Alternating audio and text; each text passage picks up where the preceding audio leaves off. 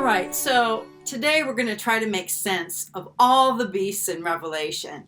Most people are familiar with the idea that there's a number of beasts that show up in Revelation. One of them, of course, is the beast from the sea. That's in Revelation chapter 13. And the beast from the land, which is also called the second beast or the false prophet. There are other beasts in Revelation, and all of these beasts are connected to one another in some way. And that is, they have a relationship with each other that's actually spelled out in the book of Revelation in a number of places. Now, if you typically teach through the book of Revelation, chapter by chapter, verse by verse, you're going to miss these connections because you kind of actually have to do this study topically in order to really understand the identities of these various beasts that show up in Revelation. So what is a beast? Well, according to the scriptures, it's anyone who does not acknowledge God. Okay, anyone who doesn't acknowledge God as the Lord of their life is a beast from God's perspective. Let me give you a couple of verses on that. And by the way, the show notes, the link is in the description box. And I hope you'll get them because all the verses for what I am going to be talking about today are in the show notes. And if you want to study this further, this will provide a good help for you. Psalm 73 verses 21 and 22 says this: "When my soul was embittered, when I was pricked in heart, I was brutish and ignorant. I was like a beast toward you." This is the psalmist speaking about how when he was sort of ignoring God, that from God's perspective, and even from the psalmist's own perspective, he was acting like an animal. Daniel 4, 31 and 32, it's talking about King Nebuchadnezzar. "O King Nebuchadnezzar, to you it is spoken, the kingdom has departed from you, and you shall be driven from among men, and your dwelling shall be with the beasts of the field, and you shall be made to eat grass like an ox. And 7 periods of time shall pass over you until you know that the Most High rules the kingdom of men and gives it to whom he will." So because Nebuchadnezzar did not acknowledge that God was the one who had set him up over Babylon, he had a dream, and in that dream he was basically told that he was going to eat grass like an ox because of that. He had a whole year that he could repent, but he didn't. And then the day came when he lost his mind and he became like a beast, and he lived for 7 years out in the field eating grass like an ox. Daniel was also given a vision of 4 beasts who would rule 4 kingdoms. The 4 beasts are representative of 4 kings. Daniel 7:17, "These 4 great beasts are 4 kings who shall arise out of the earth." A lot of people teach that the 4 kings that arise out of the earth are actually 4 kingdoms or 4 empires, but Daniel's very clear about this.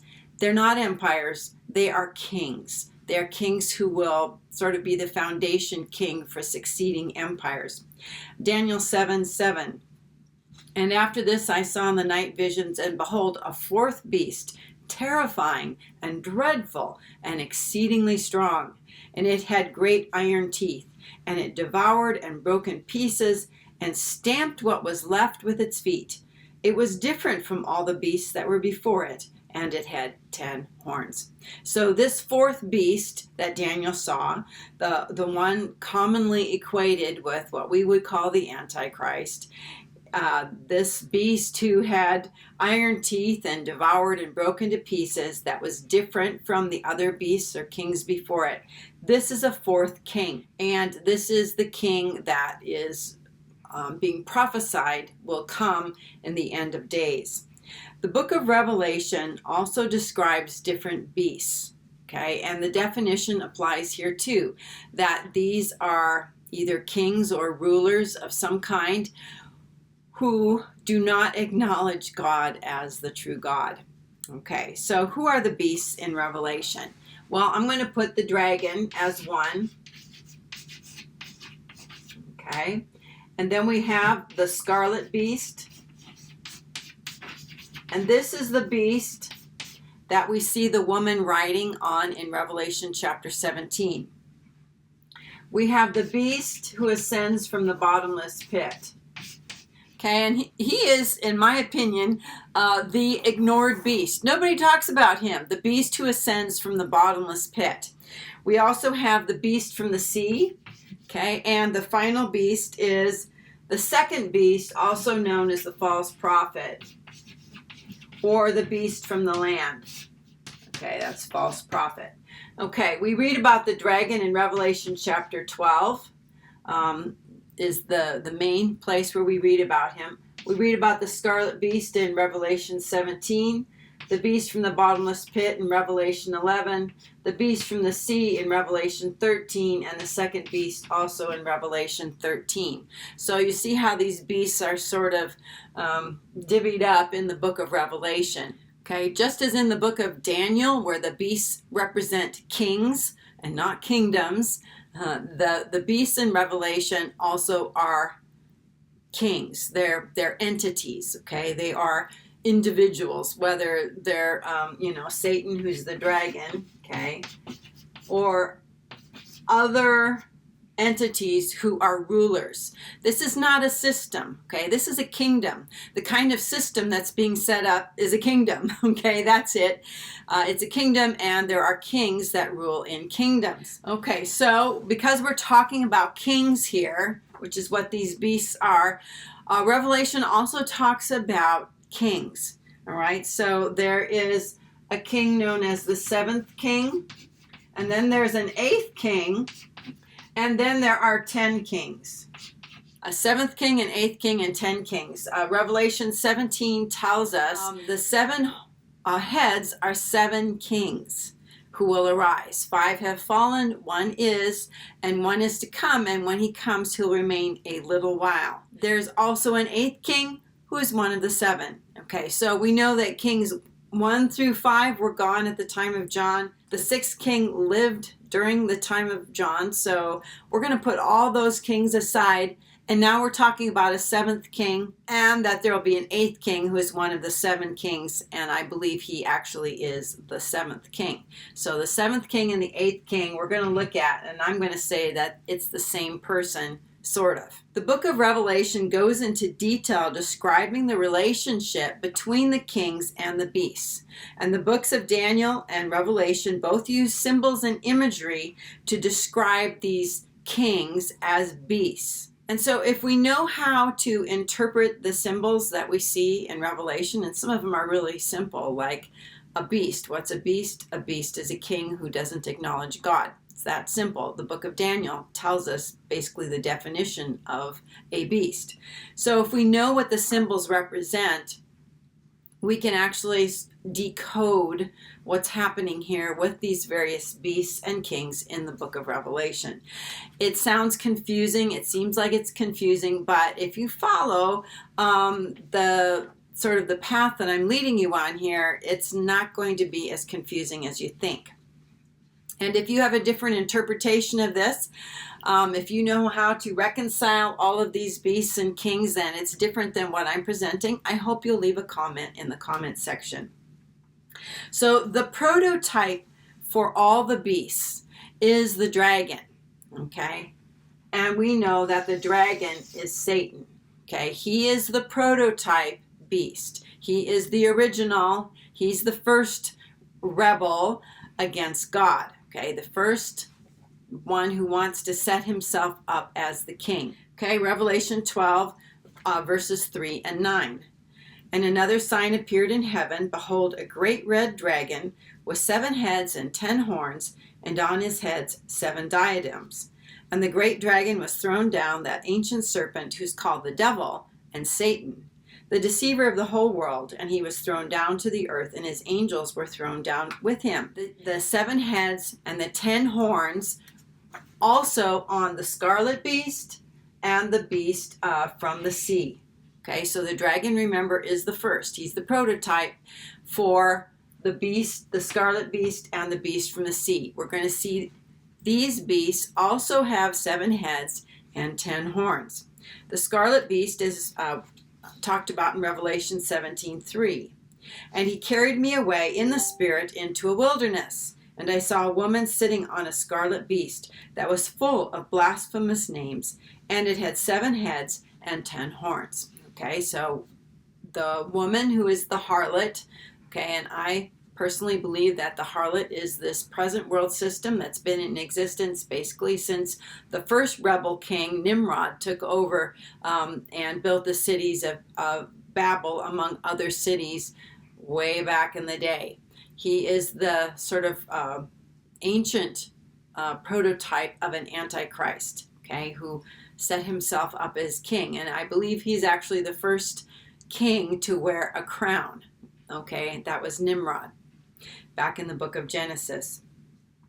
The woman, the harlot, this new world order that's been around since basically the time of Nimrod, this is the system, and it is a system. It's not any one individual who rules over the earth. It's not a kingdom.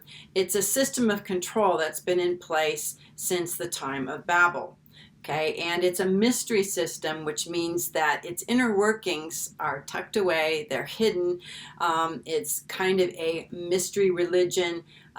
People learn about it on an as need to know basis, where you go from basically being the ignorant people on the bottom of a pyramid until you are at the top or closer to the top, and then you learn more and more and more esoteric knowledge. The Greek word for mystery, as in Mystery Babylon, mystery comes from the Greek word mysterion, which just means to tell a secret, to close your mouth, to not say anything. So that's the method that Mystery Babylon has operated in for all these years, and it uses sorcery, which, in addition to, people think of as being drugs, the reason pharmakia is translated as sorcery is because drugs were used to create an altered state of consciousness. The harlot wants to reproduce an altered state of consciousness in people so that she can put into people whatever brainwashing she wants to do. And this pharmakia, the sorcery, it goes way beyond drugs, as in like physical drugs that you ingest or that are shot into you.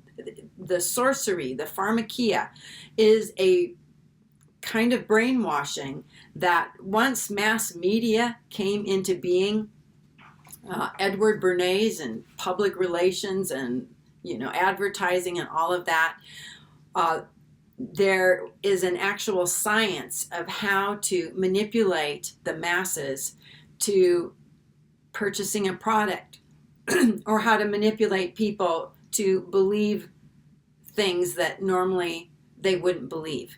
So this is a deception, but it uses kind of brainwashing tools, sorcery, okay, and it's done in a variety of ways, whether through our educational system or through entertainment or whatever. This is how we've been duped into believing the things that we've been told all these years. The truth is going to come out about this stuff that the harlot's been doing, and I think it's in the process of coming out. But be that as it may, the harlot is the one who is seen riding this Scarlet Beast, which means that when the beast comes on the scene, which he's not here yet, he may be here as a person, but he's not here as a player. When he finally comes on the scene, it's the harlot that is riding him, okay? They're a unit, but the harlot is the one that's controlling the beast, okay? And we'll find out later on that the Scarlet Beast does not like that, okay? And he is going to throw off the harlot and get rid of her system so that he can set up a kingdom with him as king. The next beast that we're going to look at is the beast from the sea. This is Revelation 13, 1 and 2. And I saw a beast rising out of the sea with 10 horns and 7 heads and 10 diadems or crowns on its horns and blasphemous names on its heads. And the beast that I saw was like a leopard, its feet like a bear's, its mouth like a lion's mouth. And to it the dragon gave his power, his throne, and his great authority. Okay, so here we're learning a little bit more. In this case, the beast has 7 heads and 10 horns as well, but this time there's crowns on the horns. The Scarlet Beast didn't have any crowns on the 7 heads or the 10 horns. This beast from the sea has 7 heads and it has 10 horns, and there are crowns on the horns. Okay, which means that about this time, those 10 kings who are going to rule with the Antichrist are present. Okay, and they have a kingdom. We also read that there are blasphemous names on the heads of this beast. And we read about the blasphemous names that were on the Scarlet Beast as well. And we're going to go into what does that mean, that whole blasphemous names thing, in another video. But the other thing we learn about the beast is that the dragon, who is Satan, okay, is going to give his power, his throne, and his very great authority to the beast from the sea. Okay? Where before it looked like the harlot and the beast were connected and they sort of ruled together, kind of. Not really. The harlot was in control. This time around, with the beast from the sea, the dragon and the beast from the sea are going to rule. And in fact, the dragon is going to pretend he's like God the Father, and he's going to give his throne and his kingdom, his glory, his power, everything to his false son, who is the beast from the sea. Okay, so there's another beast that is described as ascending from the bottomless pit. Okay, and that's different than the beast who comes out of the sea. The beast from the bottomless pit, we read about him in Revelation 11:7. And when they finish their testimony, that is the 2 witnesses, have finished their testimony, the beast that rises from the bottomless pit will make war on them and conquer them and kill them. This beast ascends from the bottomless pit. Okay, we know that in order for this beast to ascend from the bottomless pit to kill the 2 witnesses, that pit will have to be opened before that time. Okay, so that pit is opened at the 5th trumpet. The beast who ascends from the bottomless pit is also referred to in the context of the Scarlet Beast in Revelation 17, verses 7 through 13. And this is where it gets a little tricky. I'm going to read through the passage, and then I'm going to tell you what this says, okay? I'll try to break it down so that it's more clear. I will tell you the mystery of the woman and of the beast with 7 heads and 10 horns that carries her.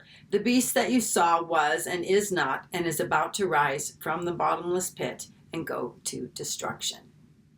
Okay, so here is the Scarlet Beast and an entity known as somebody who that is used to be, and then disappeared, is not, and is about to rise from the bottomless pit, okay, and that we know is Apollyon. We'll read that in a minute. Apollyon is in the pit, and will go to destruction, okay, and the dwellers on earth, whose names have not been written in the book of life from the foundation of the world, will marvel to see the beast, because it was and is not and is to come. Okay, so we have 2 entities here. One is Apollyon, who was and is not and will ascend from the bottomless pit and go to perdition. The second one here is the beast. And the beast was and is not and is to come. Okay, so that Scarlet Beast exists, and then it's going to die, and it's going to come back again. Verse 9, this calls for a mind with wisdom. The 7 heads are 7 mountains on which the woman is seated. They are also 7 kings. Okay, they're 7 kings, 5 of whom have fallen. One is, at the time of John, that would have been whoever was king of Rome at that time, the emperor. And the other has not yet come, that is the 7th king. And when he does, he must remain only a little while. So that 7th king is only going to be here a little while. And I believe that 7th king is the Scarlet Beast. That's connected to the harlot, okay, or the New World Order. As for the beast that was and is not, it's an 8th, okay? It's an 8th. But it belongs to the 7 and it goes to destruction. So the Scarlet Beast, the one that the woman rides, is the 7th king who will become the 8th king. The 7th king is not, that is, he dies, and he is again, he comes back, and he belongs to the 7, and will eventually go to destruction. That is, he'll be thrown into the lake of fire, okay, along with Apollyon, who is the beast, part of that beast who ascends from the bottomless pit. And the 10 horns that you saw are 10 kings who have not yet received royal power, but they are to receive authority as kings for 1 hour together with the beast. These are of one mind, and they hand over their power and authority to the beast. Okay, so here's where we read about 10 kings. And we're also told that the horns that are on the beast are the 10 kings. That at the time of the Scarlet Beast, they don't have any crowns on them, so they don't have authority. But when we see the horns with crowns, we know that these kings are present, and they, on a certain hour, are going to receive authority along with the beast to destroy the harlot. Okay, but that's in just a minute. The Scarlet Beast, he was, and then he is not, indicating that he lives and then he dies. And then we're told that the 7th king is only here for a little while. Okay, that is, he's only going to be on the scene with the harlot for a little while. And the beast is also said to rise from the bottomless pit. The entity that rises from the bottomless pit is Apollyon, Revelation 9:11. And they have as king over them the angel of the bottomless pit. His name in Hebrew is Abaddon, and in the Greek he's called Apollyon. So Apollyon is the angel who's going to ascend from the bottomless pit. He's one of the fallen angels that is currently being held in chains in the pit, and he's going to be released when the 5th trumpet sounds. And an angel will come from heaven with a key and open the shaft to the bottomless pit, and all of these entities, the king Apollyon, and all of his fellow kings who have crowns on their heads, these watchers, these fallen angels, are all going to be released. And Apollyon is the one who is said to be responsible for the death of the 2 witnesses. So the 7th king, the Scarlet Beast, he is an 8th king. He's going to turn into somebody else that we're going to see here. That is the beast from the sea. In Revelation, the sea represents death. Like Hades or Sheol, the sea in the book of Revelation is talking about a place where dead people are, where dead people go. Okay, so when the beast arises from the sea, what we're being told is the beast is rising from the dead. He's rising from the sea of death. Okay, later on in this video, I'm going to show you how the sea represents death, okay, and not something else that people think it represents. The sea in Revelation always represents death and the place of the dead. So this Scarlet Beast, the 7th king, who was and is not and is going to be again, is going to be killed. He's going to rise from the dead and become the beast from the sea. The beast who rises from the dead. He rises from the sea of death. The order of when these beasts appear and who's who can be confirmed by looking at heads, horns, and crowns. Okay, so that's what we're going to do next. All right, so what we're going to do now is we're just going to look at the dragon, who's the big prototype here of what these other beasts are. We're going to look at the dragon, the Scarlet Beast, and the beast from the sea, and we're going to look at the crowns that are present on their heads or on their horns, okay? So we know that all of these beasts here have 7 heads and they have 10 horns, okay? And remember, the 7 heads represent 7 kings. Horns represent power or strength, and in this case, the 10 horns represent 10 kings. The dragon has 7 heads, and he has crowns on his head. So we're going to check this, that he has crowns, okay, on his 7 heads. Okay, he has crowns on his heads, indicating that these kings who have lived throughout history are basically under his control, and he's given them their authority, so to speak, but it's always under God. Remember, God is the one who is in control of Satan too. Satan cannot go beyond the boundaries that God has established for him. Okay, so we know that Satan has these 7 heads, and he's got crowns on the 7 heads, and there are 10 horns, no crowns on the horns. Okay, so 0. The Scarlet Beast has 7 heads. There's no crowns on those 7 heads. And he has 10 horns, no crowns on the horns. Okay? The beast from the sea is not described as having any crowns on his head. But he does have 10 crowns on the horns, which means that now, when the beast from the sea is present, these 10 kings are present. But here's something that I think is very significant, and that is when the beast from the sea rises from the dead, when the beast rises from the dead, okay, which is what the sea represents, the dragon will give him his power, his throne, and his great authority. So when you give somebody a throne and you give them power and you give them authority, basically you're making them a king, right? So at this time, the dragon is going to give his crowns to the beast from the sea, the beast who rises from the dead.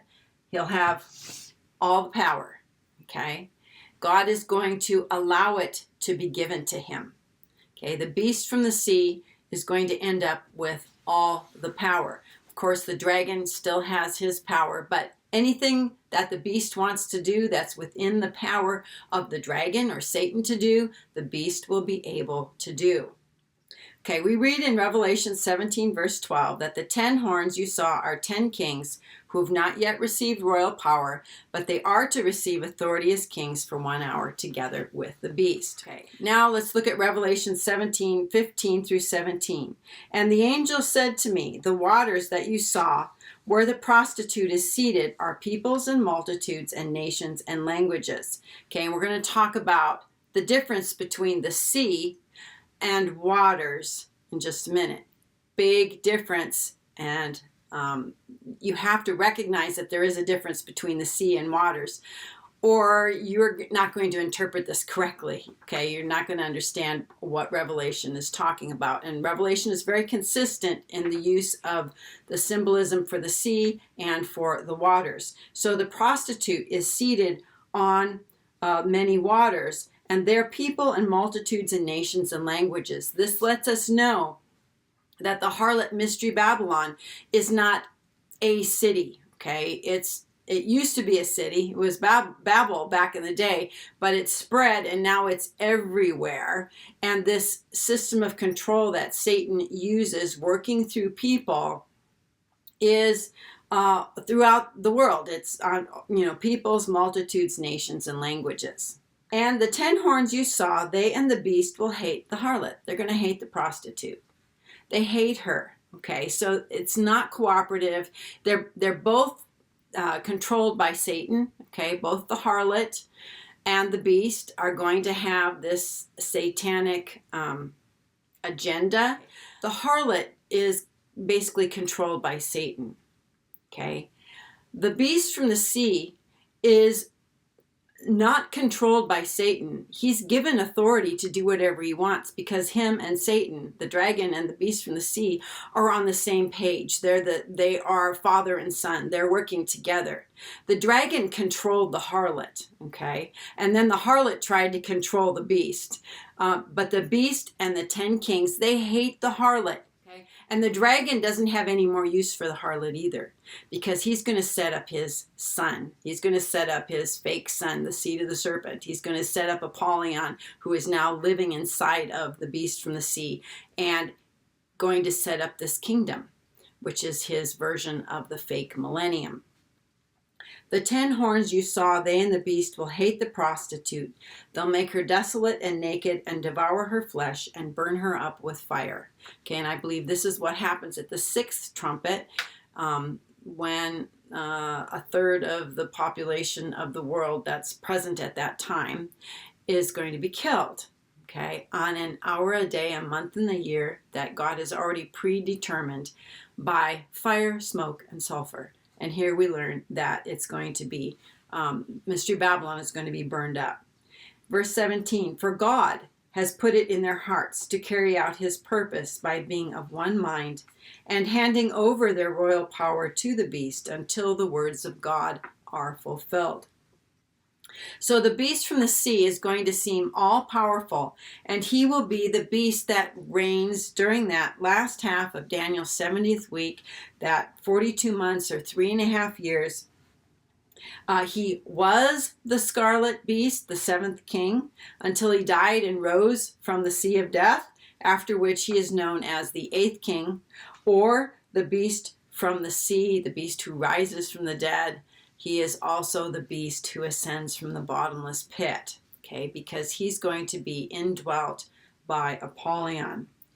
This is the beast from the sea, the beast who rises from the dead, that the earth dwellers are going to worship. The various names by which this beast is known tell us something about how much power he has when he dies, when he comes back to life, and we also know that Apollyon is going to make his home inside of this resurrected king. Now there is another beast we call the second beast, or the false prophet. Okay, false prophet. Okay, it's the second beast. And this is the beast who's from the land, okay, as opposed to the sea. Okay, if the sea is the place of the dead and the beast from the sea rises from the dead, this other beast, the false prophet, second beast, or land beast, whatever you want to call him, is not going to be someone who's died and then risen from the dead.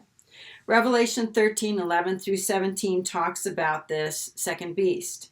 Then I saw another beast rising out of the earth. It had 2 horns like a lamb, and it spoke like a dragon.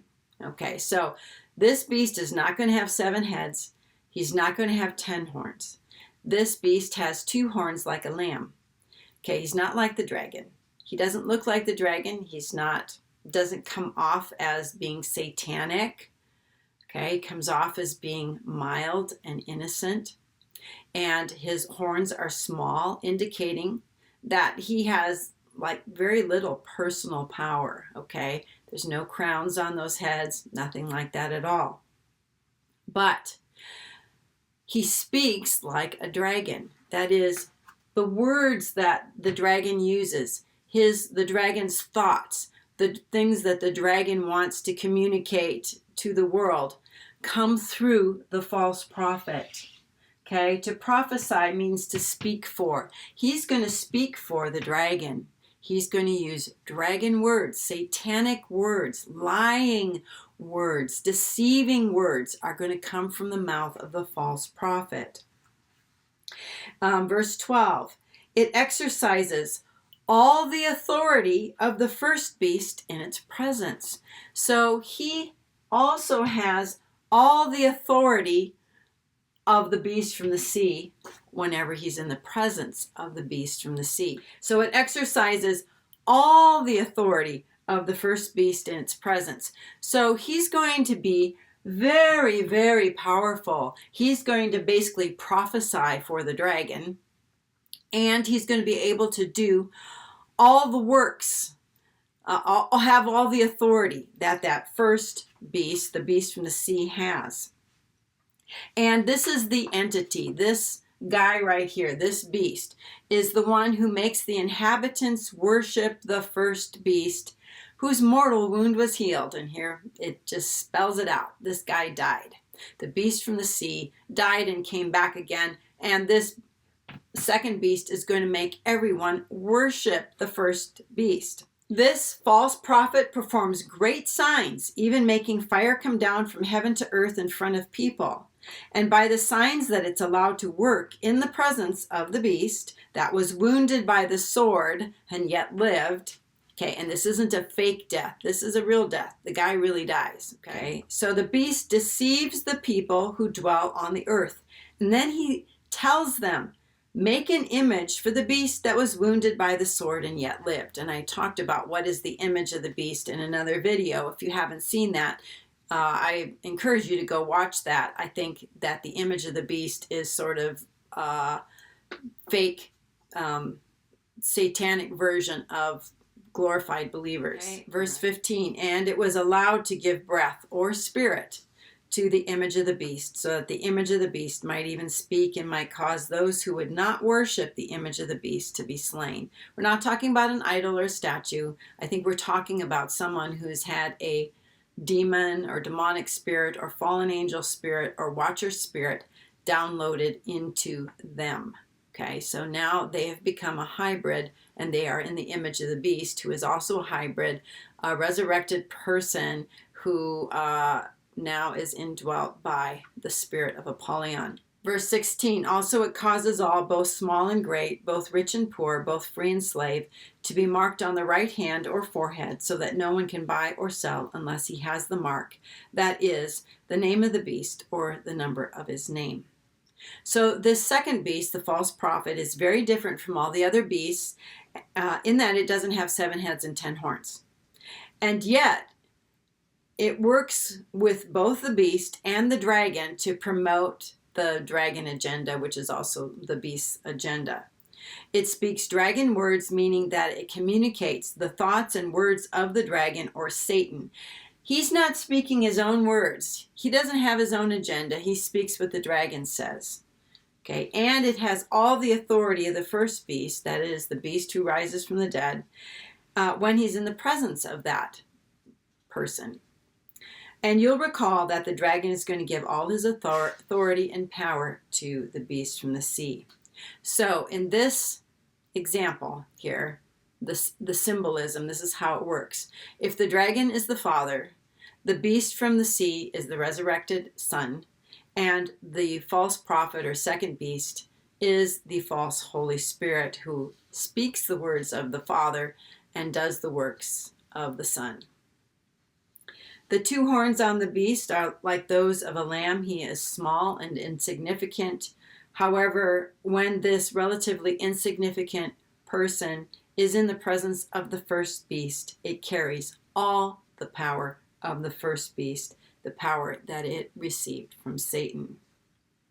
Okay, this beast is said to rise from the land, which can mean a couple of things. It can mean that he's Jewish, okay, or from Israel. Someone from the land of Israel. Israel is often referred to as the land. And the second thing it can mean, or it can actually mean both of these things, is that he's a living person as opposed to the beast from the sea who rose from the dead. This is a person who didn't rise from the dead. He is his own person. He's alive. And in any case, we're not to confuse him with the first beast, the beast from the sea. Okay, so I want to take a look at the word sea and the word waters, all right? So when examining the passages we have here in Revelation, it's important to note that there is a distinction between the meaning of the word sea and the meaning of the word waters. In Revelation, like I've said before, the sea represents death. Waters represent peoples and nations and languages. The sea is not the same thing as the waters, although I have heard a lot of people interpreting that the beast who rises from the sea means the waters that the harlot sits on. So it equates those two together and sort of telegraphs them together, that the waters and the sea and the harlot and the beast are all basically, coming from out of this system on the earth. That is wrong, wrong, wrong. That is not true, okay? At least not in my understanding of the book of Revelation. Later on, we're going to read that death and Hades are cast into the lake of fire. Okay? And we're going to read how the sea is no more. That is, the place of the dead is no longer necessary. But the nations, which are the waters, those will go on. The waters are never destroyed. Okay, Revelation 20, verse 13. The sea gave up the dead who were in it, and death and Hades gave up the dead who were in them. and they were judged, each of them according to what they had done. This is at the great white throne judgment. The sea gave up the dead. All right, Revelation 21:1. And then I saw a new heaven and a new earth, for the first heaven and the first earth had passed away, and the sea was no more. That's because death and Hades were cast into the lake of fire. And if you don't have people dying, there's no need to have a place to put the spirits of dead people. So the sea was no more. This doesn't mean that there aren't going to be oceans or seas on the new earth, big bodies of water where people can go surfing or boating. There is going to be oceans, I believe, on the new earth. People like them, all right? And then we're going to have a river of life that flows continuously from the throne of God, and that water's got to go somewhere. Okay, Revelation 21:22 through 26. And I saw no temple in the city, for its temple is the Lord God, the Almighty, and the Lamb. This is talking about the New Jerusalem that's come down out of heaven after the great white throne judgment, during at the beginning of the creation of the new heavens and the new earth. And the city has no need of sun or moon to shine on it, for the glory of God gives it light, and its lamp is the Lord. And by its light will the nations walk, and the kings of the earth will bring their glory into it. So even though the sea is gone, it would appear that the nations and the peoples and the kings, who are waters in Revelation, are still present. I know this is kind of convoluted in a way, but I didn't write the book of Revelation, okay? God did. And God has tucked the truth away inside of these visions that we're meant to interpret. It's the glory of God to conceal a matter, and that's what he's done in the book of Revelation. He's concealed what is going to be happening during the time of the end by encoding this stuff in the various visions and by using symbols and imagery. But it's the glory of kings to search it out. And, we're going to be kings and priests in the millennial reign, and it's our glory to search these things out now. I have a lot of people who periodically will, almost every video will say, why are you doing this? Why focus on Revelation? Why not just let it go and just, trust that God is going to, do everything according to his plan and everything's going to be under control? Well, because my glory is to search this out. It's the glory of kings to search it out. Okay, and if you don't want to do that, that's fine. And not everybody has the kind of gifting or calling to be able to sit down, for hours and look at this stuff and, search it out. That's all I'm doing is digging in to God's word as though there was buried treasure in there. And I believe there is buried treasure, spiritual treasure, that's going to be valuable to us in these last days. All right, so the next video I'm going to put out is one on blasphemy, and I hope you will watch it.